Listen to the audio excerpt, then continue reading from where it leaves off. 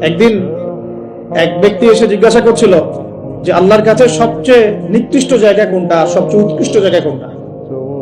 নবী সাল্লাল্লাহু আলাইহি ওয়াসাল্লাম চুপ করে থাকেন অনেকক্ষণ। তিনি চুপ করে আছেন মানে তার কাছে ওহী নাযিল হচ্ছে। কি নাযিল হচ্ছে? ওহী। কিছু কিছু সাহাবী বলতেন, যেমন একজন সাহাবীর নাম হচ্ছে যায়েদ ইবনে হারেসা। তিনি একদিন বলেছিলেন, একদিন নবী সাল্লাল্লাহু আলাইহি ওয়াসাল্লাম আমার পাশে বসেছিলেন, তার উরু, তার পায়ের এই অংশটা আমার পায়ের উপরে ছিল।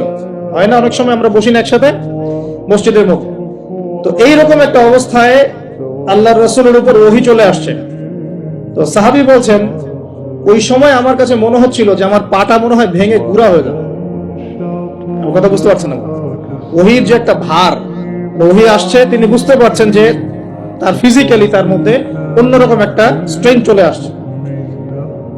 আয়েশা রাদিয়াল্লাহু আনহা তিনি বলেছিলেন যে নবী সাল্লাল্লাহু আলাইহি ওয়াসাল্লামকে আমি দেখেছি প্রচন্ড ঠান্ডার সময় তার কাছে ওহী আসছে, কোরআনের হাদিসের ওহী আসছে, এবং প্রচন্ড ঠান্ডার মধ্যে তিনি দরদর করে ঘামা শুরু করেছেন। তো ওহী আসলে বোঝা যেত কিছু একটা হচ্ছে। তো নবী সাল্লাল্লাহু আলাইহি ওয়াসাল্লাম নবী হওয়ার পরে একটা শব্দ আল্লাহর ওহী ছাড়া কাউকে বলেন নাই। এটা হচ্ছে ইসলামের একটা প্রামাণ্যতা, মানে ইসলাম যে এতই নিখুঁত, এতই নিপুণ, এখানে যাররা পরিমাণ বাতিল ঢোকার কোনো সুযোগ নাই। তো এই ব্যক্তি জিজ্ঞাসা করছিলেন আল্লাহর কাছে সবচেয়ে উৎকৃষ্ট জায়গা কোনটা, নিকৃষ্ট জায়গা কোনটা। নবীজি উত্তর দিচ্ছেন না, চুপ করে আছেন। তার মানে ওহী নাযিল হচ্ছে। বেশ কিছুক্ষণ পর তিনি বললেন, শোনো, ওই ব্যক্তি কোথায় যে প্রশ্ন করেছিল? বলা হলো, ওই যে, ডেকে নিয়ে আসো।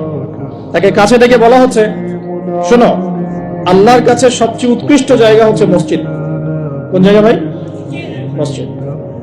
আর আল্লাহর কাছে সবচেয়ে নিকৃষ্ট জায়গা হচ্ছে বাজার। কোন জায়গা? বাজার। যেটা আমাদের এখন বেশি বেশি বাজার, ঘন ঘন বাজার।